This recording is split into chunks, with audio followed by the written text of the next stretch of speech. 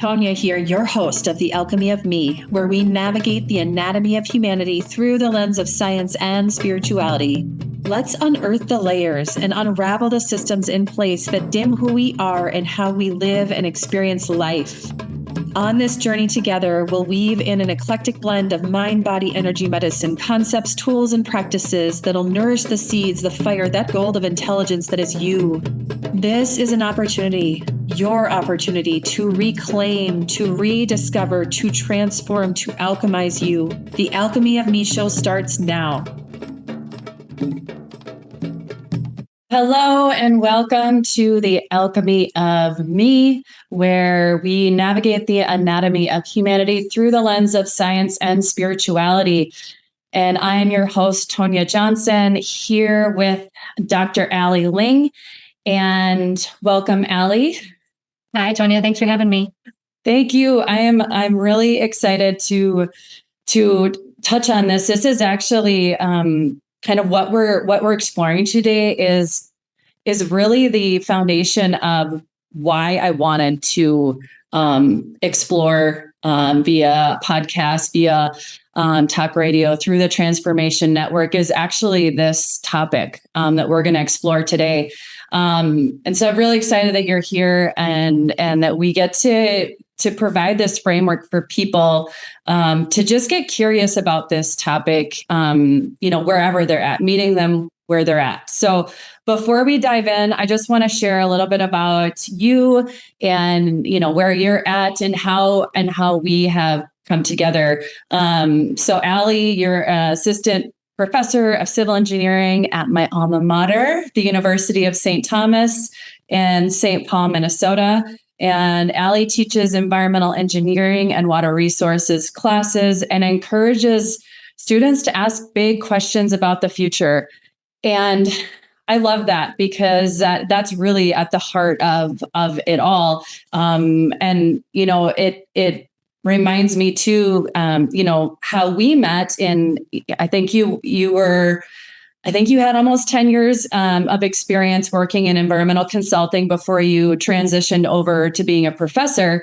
And that was really when our paths crossed and we got to work together in that space and solve some complex water problems in California and kind of looking at that through that lens. And so it was just it's fun. It's fun to take these, what seem like complicated, complex problems and really just think about what the bigger picture is. And so with that, we're going to dive right in. So before we dive in though, is there anything else you want to add there before we dive into our topic today? No, I think that was a good summary. I'm excited to talk to you about this too. Cool.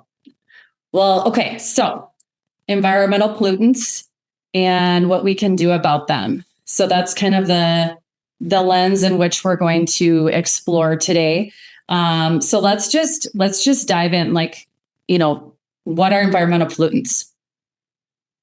Yeah, and that is, I'm glad we're asking that question because I think that's an important question. And I think, the word pollutants is a word that is kind of a judgmental word. It's like there's something in the environment, pollutants means it's bad. But I think trying to understand what is bad and why is it bad and why are things bad.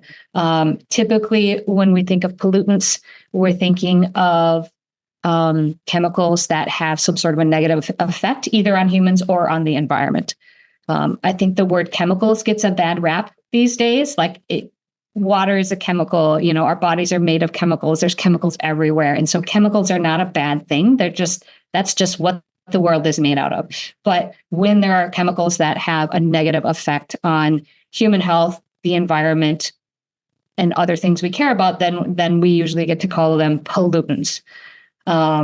They can be naturally made. So there's a lot of heavy metals and a lot of things can be environmental pollutants, and they can also be made just by human activity and unnatural. I love that you mentioned that because it is, everything at some degree is toxic, right? So it's you drink too much water and it's actually can be considered a pollutant regardless of what's in the water. which we don't really think of it that way. So it is kind of an idea of an opportunity to reconsider our definitions of some of these heavy hitter words that are out there. Yeah. And we'll talk about this a little later too, but it's a question of how much is there and how much harm can it do at those levels is really kind of there. There's a lot of nuance in this area. Exactly.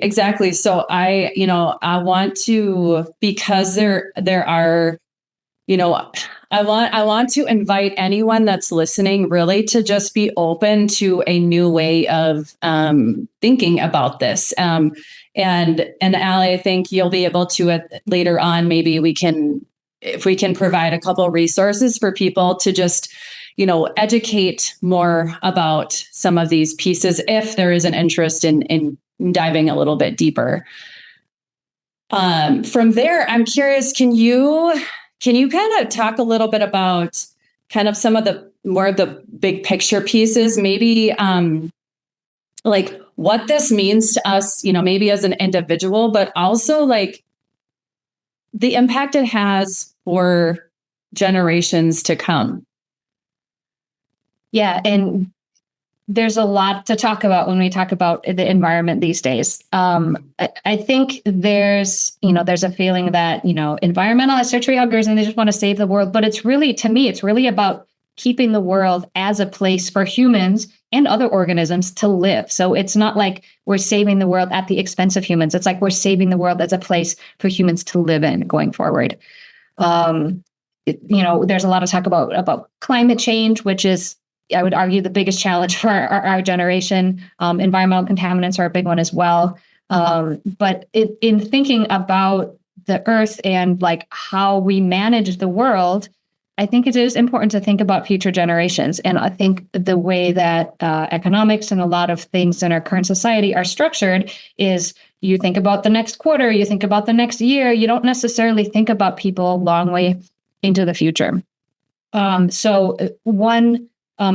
really a big fan of the book Braiding Sweetgrass by Robin Wall Kimmerer. And it ties into some of the native wisdom about taking care of the earth and managing things.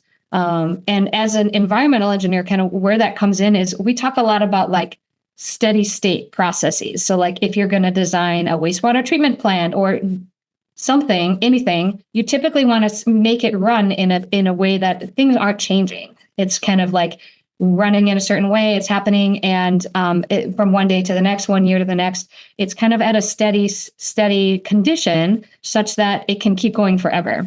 So one of the things mentioned in Braiding Sweetgrass is the Haudenosaunee people in the northeastern United States have this 7th generation principle where asking really themselves, are the choices that we make going to benefit people 7 generations from now? And I think that's the type of mindset that everyone needs to adopt. We can't have a continuous growth mindset. We can't have a continuously polluting the environment mindset. We need to be thinking about how our actions today are going to affect people in the future. And in a lot of ways, it's getting to a kind of a steady state condition where the things we're doing, the things that we're adding to the environment or taking out of the environment gets to a point where, maybe we're putting the same amount back in and taking the same amount back out. I didn't even realize that. I love that book. So I'm so glad you mentioned it because there's so much power in it. And I actually planted a bunch of sweetgrass after because it's why not? It is like it's another way to just commune with the earth and not, like you said, like not in a tree hugging way, but in a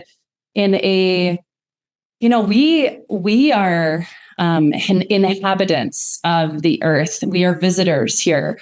And if we are taking too much, there is a point of no return.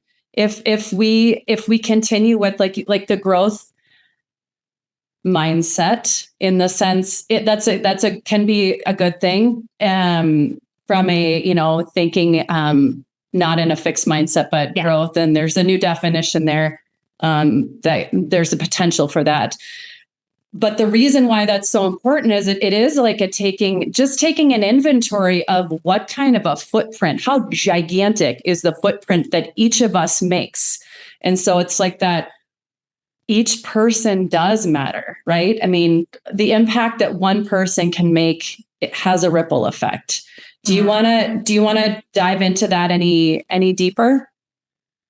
I think, each person, this is a world full of people. And so it's a world full of individuals. And I think especially if you talk to other people, your friends and family, about the things you care about as well, in an open-minded way, and connecting with them and the things they care about, you can make a difference in your life, but also make a difference in other people's lives. Yeah, I love that. And I think what you shared, like the open-minded piece, because it is just being open to being a steward of humanity and environment, and contributing in a positive way, not in a forceful way. And it's all coming from like a loving place. So from that, I don't know, let's kind of shift gears a little bit, and if you want to, how we have had conversations is around, I mean, you really have done a lot of research and have done a lot of work in the field of PFAS, and what you've shared with me, I think is really powerful, because I've dabbled in PFAS a bit, but less so from a technical standpoint and more from from a legal standpoint. And so I'm more interested in how we can use PFAS, and your experience with PFAS, as an example for this, almost like a case study for other environmental contaminants, and to kind of open our thoughts around environmental impacts.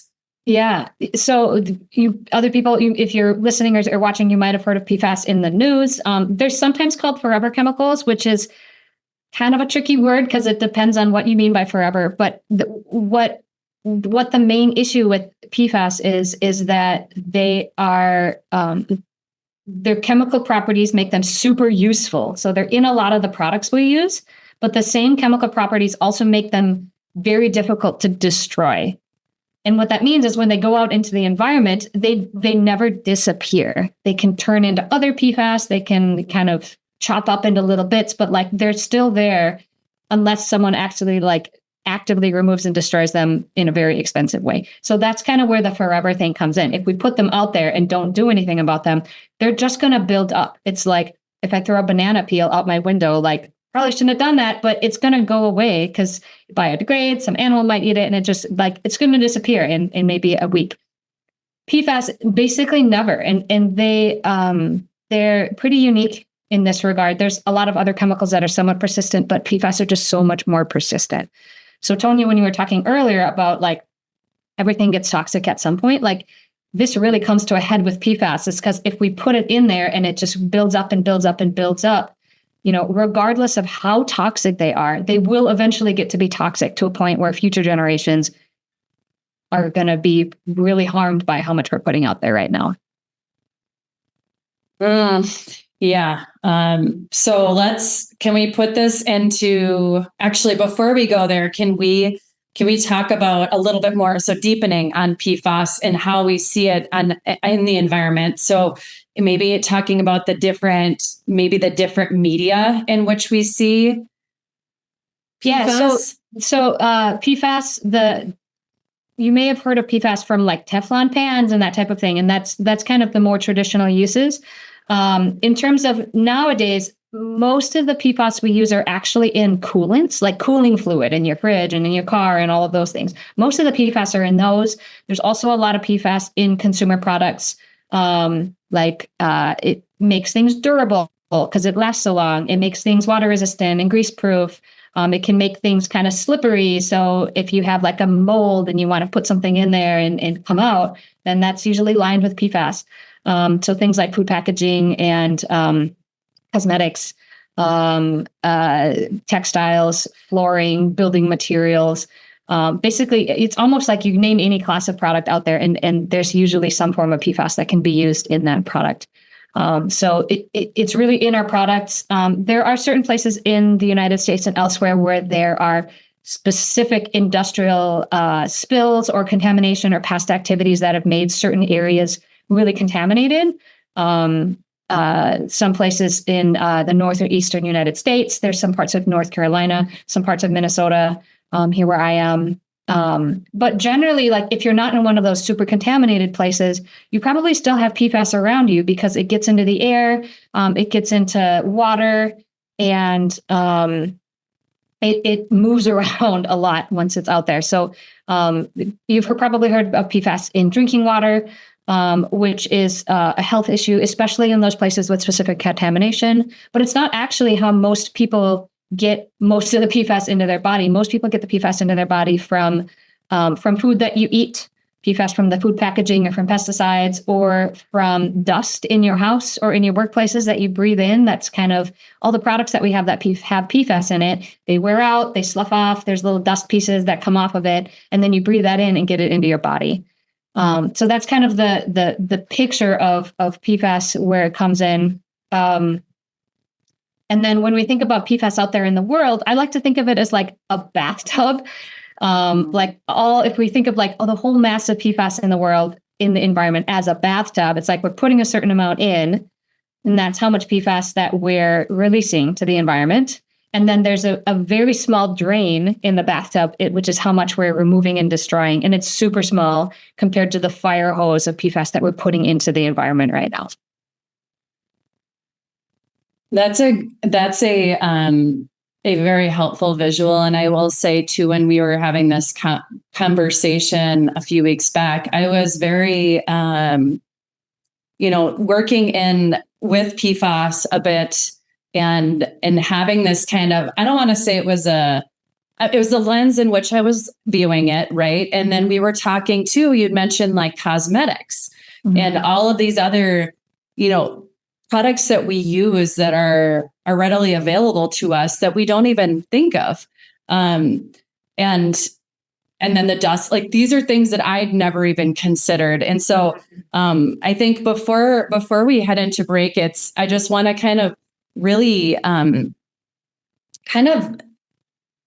if we could just go through that one more time, because I do think,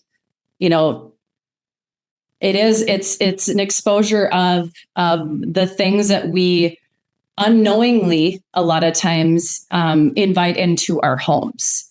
And so I don't know if you want to, so it's cosmetics, dust. Yeah, plastic. It's basically like it's used in plastic production. It's used in like plating of certain metals, paper, pulp and paper production, cosmetics, menstrual products, textiles. A lot of clothes and shoes have PFAS in them. It's basically everything at this point.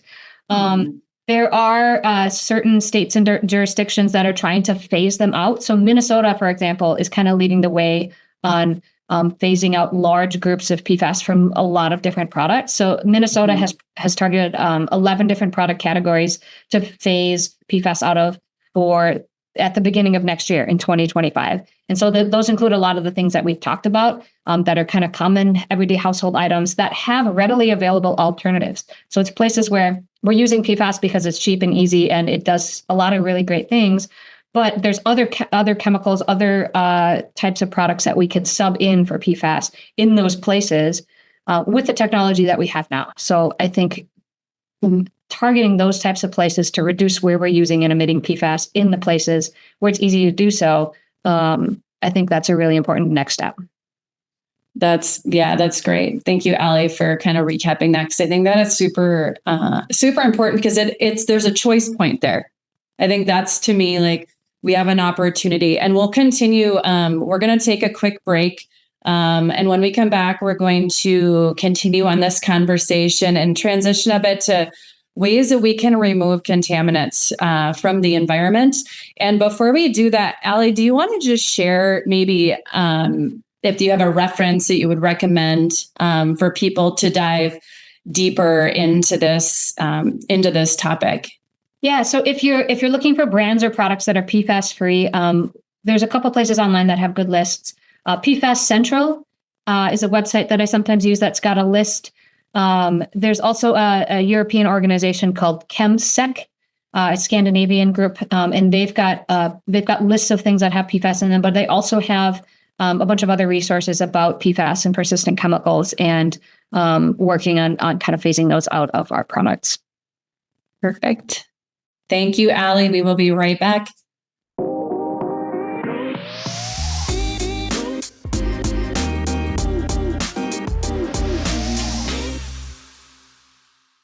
Welcome back. I am Tonia, and you are listening to or watching the Alchemy of Me, and I am joined by Dr. Allie Ling, and we're going to continue our discussion around the environmental pollutants and what we can do about them. And as we continue this conversation, let's transition, or I guess continue into what are some of the ways that we can really remove contaminants from the environment. How can we be active participants in that?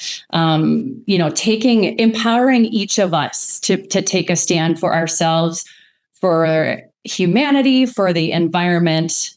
And yeah, I'll pause there. Yeah, we talked about the bathtub, about talking about PFAS. It's like the environment is like a bathtub. There's how much we're putting in, that's the tap, and then there's the drain. So if we're talking about removing stuff from the environment, we're talking about that drain. So most of removing environmental PFAS and other contaminants from the environment is done kind of at a large scale. So it might be done in water treatment plants, in wastewater treatment plants, at like large contamination sites. So those types of projects are not necessarily things that individuals can engage on, but I think you can advocate for those types of projects happening in ways that are, beneficial. You can advocate for that with your elected officials. And if you want to be an environmental engineer when you grow up, you can do that. Study with Allie. Yeah, but in terms of the different ways that you can remove them from the environment, like high level, it's a lot harder to remove stuff from the environment once it's there than to not put it into the environment in the first place. Like with the tap and the bathtub, turning down the tap is a lot easier. Once it's out in the world, it's so diluted. There's like all this air and water and soil that it's in, that not only do you have to deal with whatever the pollutant is, you also have to deal with that other stuff that it's in. So if you're trying to remove PFAS from drinking water, for example, you need to deal with that whole volume of water that it's in. With some contaminants like PFAS, they're present at such low amounts that you have to deal with a huge volume of either air or water or soil in order to get to that small amount of the contaminant that you want. Yeah, so let's talk about that a little bit. That kind of, we kind of started that with the water discussion, drinking water, and maybe looking at it from a toxicity level. We'll stay super high level in a how it affects each of us, and because I this is an important conversation to have, to just understand toxicity. Because it varies in every different pollutant we're talking about. And again, using PFAS is a great example. So I don't know if you want to kind of talk a little about toxicity and how that affects our bodies. Yeah. So when we talk about toxicity and health risks, there's like three main topics that we need to talk about, and three main things that need to happen for something to be a health risk. The first is it needs to be a hazard. Like it needs to be something that there's something bad that happens to someone at a certain level. So if the second one is that there needs to be a certain dose. It's like, how much do you actually get into your body, and how much does that amount affect you? So we talked about things at different levels, eating a banana is usually good, but eating 400 bananas is going to make you sick, right? So that's kind of the dose part. And then the third part is exposure. So there can be a certain amount of that, some contaminant in your water or in the soil. But like, let's say it's in the soil in your yard. Like if you don't have kids that are digging in the yard, or you don't actually like do stuff in your yard very much, there's not going to be that much exposure where you're actually going to get it. Or similarly, if there's contaminant in your water, in the water under the ground, but your city gets the water from the river, you're not going to be exposed to the contaminant in the water that's under the ground. So those are kind of the three things to think about. It needs to be a hazard, and then you've got the dose and the exposure amount. I'm going to caveat that I'm not a doctor. I'm a PhD doctor, so I don't actually like have experience with like people getting sick. But high level, it's pretty difficult to study environmental pollutants. Mm-hmm. Especially the ones like PFAS that are around us all the time at very low levels. When doctors study whether X compound makes you sick, they'll typically, they might do animal studies, but if you give, a rat this much of it, what happens to them? But if you want to do studies with people, you can't like give people a whole bunch of this thing that you think is a poison and see what happens to them. You have to study people out there in the world and kind of what their exposures are. But that can be really challenging to do those studies of real people living because everyone's doing different things. Everyone's getting exposed to different contaminants. So the high level is like, we don't know that much about how toxic PFAS are. There are certain PFAS that we're pretty sure are toxic at some level. In multiple ways, but there are so many of them out there, it's really hard to know. And it's difficult to study all of them.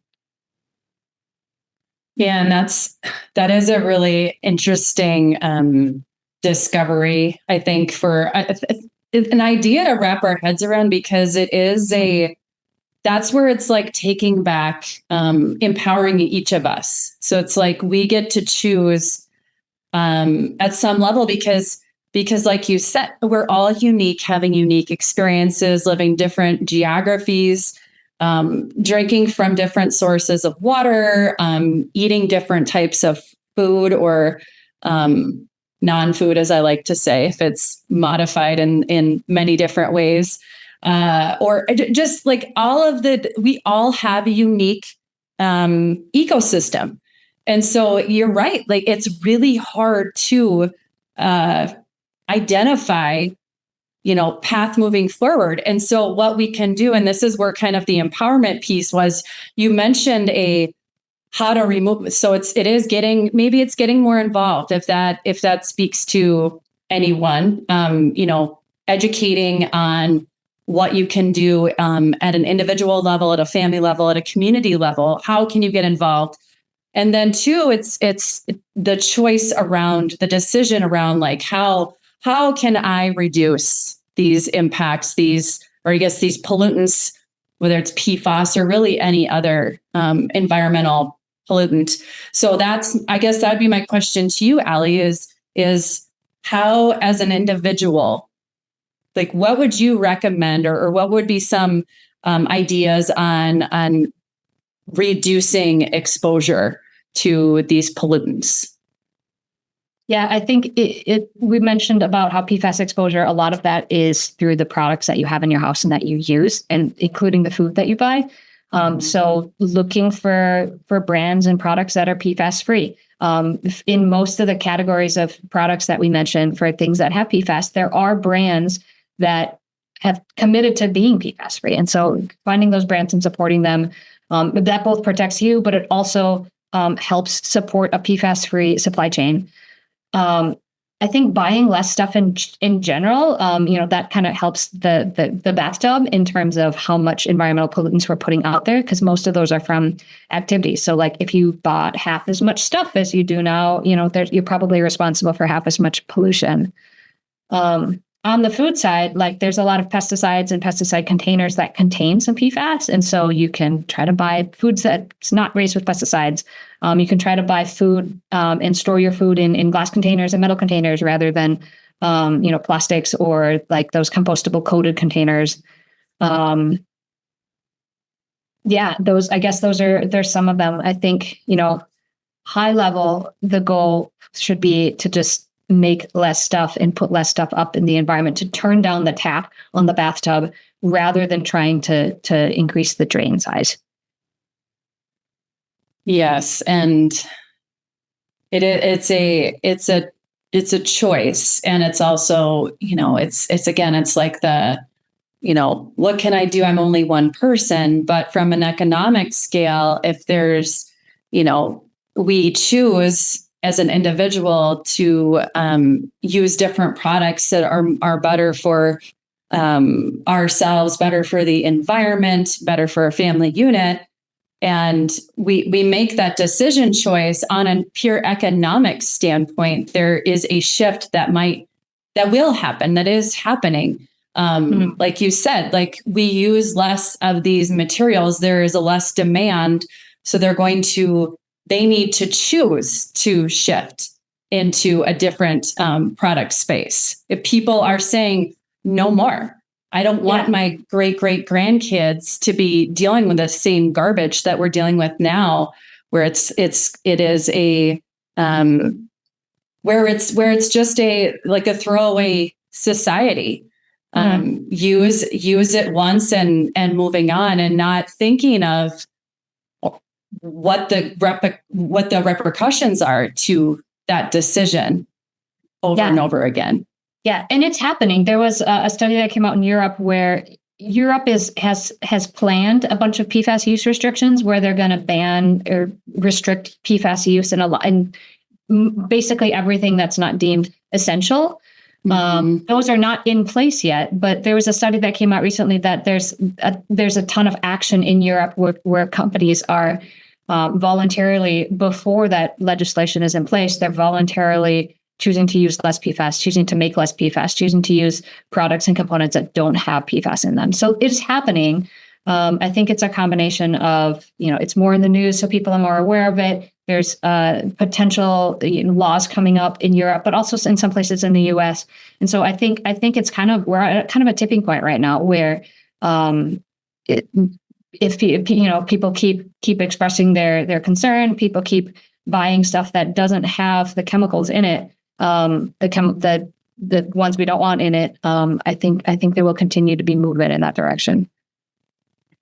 Absolutely, yes, and I see that, and I think this is it can feel a little overwhelming, or not, in the sense of, the science can get confusing sometimes if it's not something that you're used to exploring, or really it comes down to just the choice. I want more for me. I want more for my family and the community and the future. Yeah, and more for my great grandkids. Exactly. And that feels good. I mean, it feels good to make that choice and to be part of something where it sometimes maybe it doesn't feel like we are, but we actually are, because every single person matters.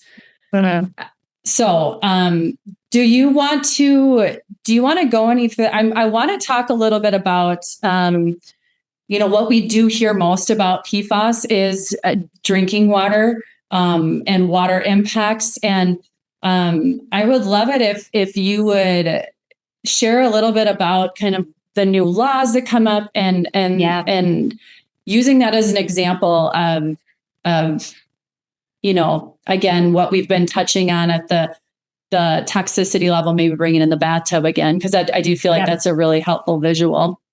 Yeah. And so the new laws you mentioned, the United States has recently enacted some new laws for drinking water for PFAS. There's also some new laws related to whether or not they're a hazardous substance or a hazardous waste, and kind of that affects how they're managed. But I think drinking water is probably the one that most people are interested in. So the EPA put forth limits for 6 different PFAS.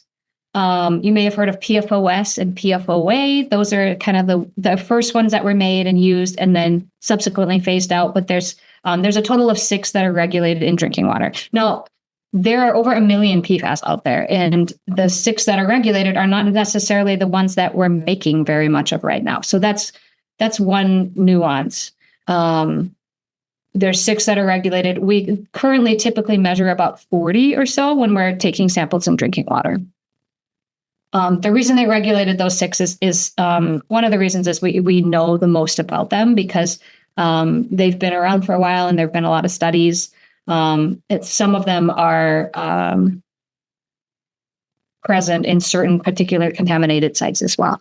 So those limits are going to, the law is passed, and drinking water utilities are going to have to comply with them in about 5 years, which means that the utility, whether that's your city or like a private utility, the utility that provides drinking water to your pipes and it comes into your house, they need to be checking for PFAS in their water. And if it's above those levels that the EPA set, then they're going to need to install something to remove them. I want to talk a little bit about those levels. So the levels are around 4 to 10 parts per trillion.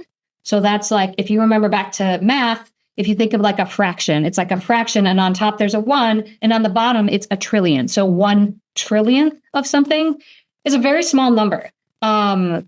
So you might hear it's a couple of drops in 20 Olympic-sized swimming pools. Or the one that I like to use is there's 7 billion people in the world, so that's a lot less than a trillion. So if you were to put all the 7 or 8 billion people in the world on a scale and measure how much they weigh, 1 trillionth of that weight would be like the weight of one person's hand in the context of the weight of all the people in the whole world. So like a trillionth is really not very much.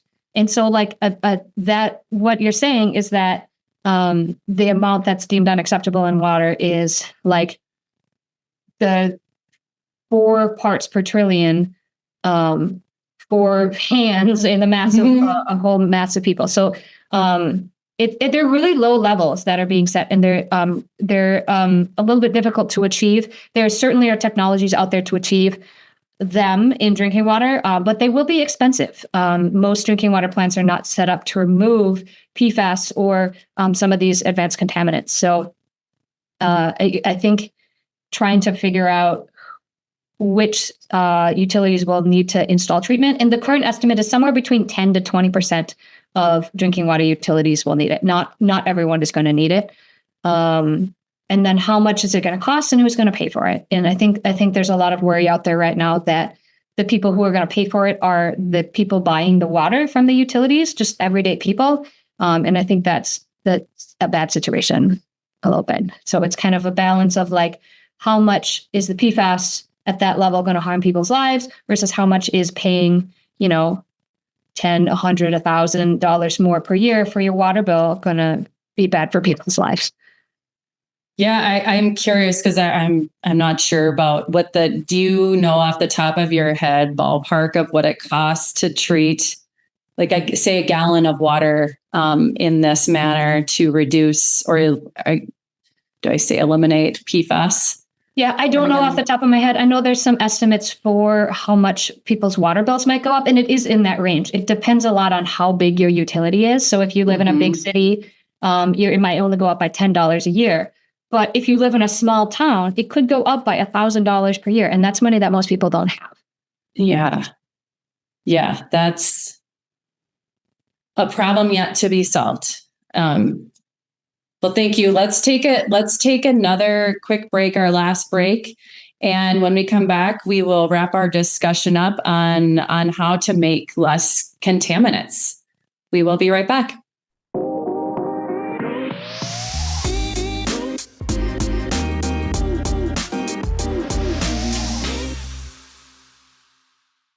Welcome back. I am Tonia, and I'm here with Dr. Ling, and we are just on the final moments here of our discussion around environmental pollutants and what we can do about them. And so, we started before the break. We started talking about kind of some of the cost implications and a lot of, probably a lot of question marks around that. So, Allie, can you just talk a little bit of why can't we just treat our way out of this and keep just doing what we're doing?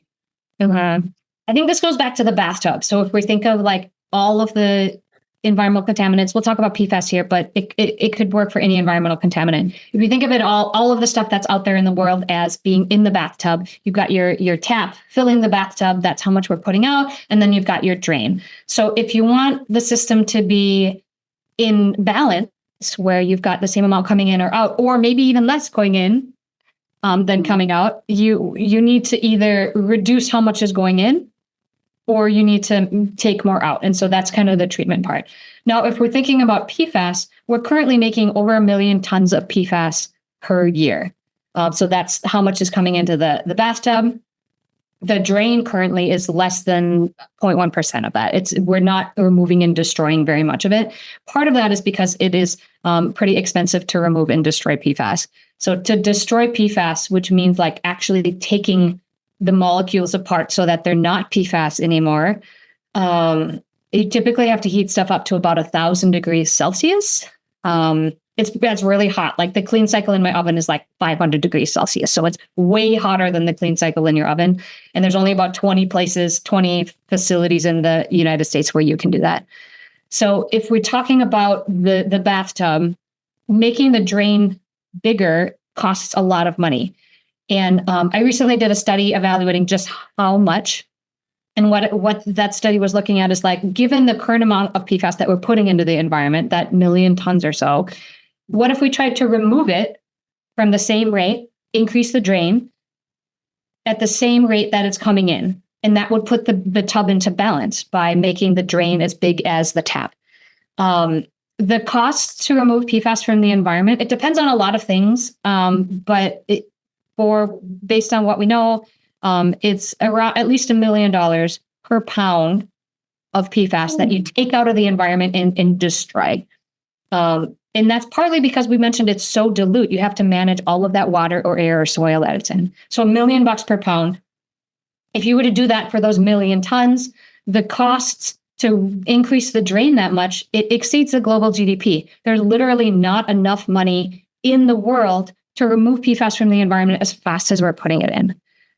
So to me, I think that really drives home, like, we can't treat our way out of this. We need to go back to the tap and reduce how much PFAS we're putting into the environment. This is just about PFAS, but I think the same kind of mindset applies to a lot of other environmental pollutants. It's so much more expensive to take them out of the environment once they're there than to reduce how much we're putting in. I think the issue there is with who's paying for it. So when you're taking it out of the environment, it's often the public paying for that. But putting it into the environment, if you want to reduce that, sometimes that might be companies that can't make a product that they're making a lot of money on, or there's kind of upstream different types of legislation that would need to be implemented there in order to reduce how much is coming into the environment. Yikes. That is so interesting because it's, you can follow the stream, right? 1 million tons of something, and it takes X amount of dollars, a lot of money to get rid of it. It's not just the garbage man coming or woman coming and picking up the garbage. I mean, it's like you said in the beginning, I know there's the forever chemical. It doesn't go away. It's not gone. Yeah. And that would be like treating that much of it would be impossible for a lot of other ways other than just how much it costs. But just like thinking about it, like, it's just, we can't manage it there. We need to manage it upstream. Yes. So let's rally around that a little bit. So how can we do that? How can we create less? How can we reduce that flow into the tub? Yeah, and we're working on it now. I think there are, as I mentioned, there are a lot of companies that are voluntarily using less PFAS, but ultimately, I think it needs to be regulated. And we've done this historically with a lot of different things. So you remember the ozone hole? Ozone layer was going away. That was we were using a certain kind of chemical in our coolants and our refrigerators and cars and other things that was destroying the ozone layer and breaking up ozone in the atmosphere. And so the whole world got together and decided to stop making those. And so we're not making those anymore. There are other classes of chemicals that the various different, it might be the US has decided to stop making it, or the world has decided to stop making it. But there are other types of chemicals that have been phased out. I think PFAS are a little bit unique because they're used in so many different things. It's not like just phasing it out of your refrigerators or just phasing it out of your, electrical system. It's phasing it out of almost everything we use. So I think that's a challenge, but I don't think it's an unmitigatable challenge. In terms of what those legislations could look like, I think we're kind of feeling that out now. So I mentioned the EU has some legislation to restrict PFAS use pretty heavily. And that's been under the works for a while now, and they're doing some socioeconomic analysis to try to understand what impacts that would have. The state of Minnesota also has a law that was passed a couple of sessions ago, and that law, as I mentioned, is going to ban the use of intentionally added PFAS in 11 different product categories at the beginning of next year. So that's carpets, cleaning products, cookware, cosmetics, dental floss, textiles, kids products, menstruation products, textiles, ski wax, and furniture. So those are things that we all use. And then Minnesota will be restricting all PFAS that is not unavoidable by 2032. So that's in 8 more years. But there's challenges with these types of laws because you need to be addressing like all the types of PFAS. I mentioned earlier, like it doesn't break down in the environment, but they turn into different types of PFAS. So you can't just restrict, the 6 types of PFAS that the EPA is restricting in water and assume that it's good, because there's other things that make those PFAS and all sorts of other PFAS. So we need to be restricting it as a class. And that's hundreds of thousands to millions of chemicals that are out there. And then my curiosity leads to, does it open the door to just another type of chemical that we're using in its place that we don't know anything about yet? Yeah. And that's one of the things that, PFAS are the thing right now, PFAS. But I think zooming out a little bit and focusing on environmental pollutants and what are the types of things that make environmental pollutants really problematic. So when we think about the classes of environmental pollutants that are being addressed, historically, the classes of pollutants that people worry about are like things that are persistent, bioaccumulative, which means that they like build up in bodies and other animals, and toxic. So persistent, bioaccumulative, and toxic. PFAS don't fall into that. And so what the category they're using for PFAS is the persistent and mobile category. So if it's persistent, like it lasts a long time in the environment for future generations, and it's also mobile, where it stays in the water, in the air, and moves around a lot, that's also an issue. So I think, once we deal with PFAS, zooming out and saying, okay, we're going to deal with persistent and mobile substances as a class of substances, in addition to just dealing with this one individual group of substances. Yeah, and it's kind of, I love that you mentioned that, because to me, it's almost like putting a Band-Aid on a larger kind of idea, which is, it's like, okay, taking a step back, and it's what we were talking about. It's like just creating less demand, right? And so it's like you can pull out this one pollutant, but there's always going to be another one. Yeah.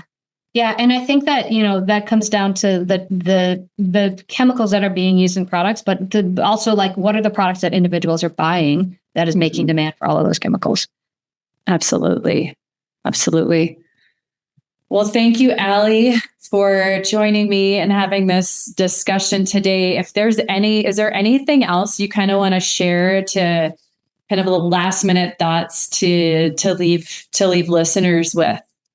Yeah, I think 2 things, just kind of like thinking long-term, thinking about multiple generations in the future. I think we need to redesign how we're making things and managing the environment to have things set up for 7 generations in the future. The other thing I want to add is, if you're interested in learning more about PFAS in like a not super technical way, I do have a blog. It's called PFast and Loose. It's just fast and loose with the P in front of it.com. And I've got posts and information there about PFAS in kind of a more easy to understand way than a lot of the articles that you might see out there. I love that. I did not know that. So thank you for sharing. I will be checking it out. So thank you. Uh-huh. Thank you, Allie, for being here. Thank you to all the listeners. And yeah, reach out, take a look at Allie's blog, inform, and let's work together to create a better future for all. And with that, I will just wrap up and say thank you. And if you want to learn more about me or what I'm up to, look at my website at www.euphora.co. Thank you. See you next time. Tonia. Thanks.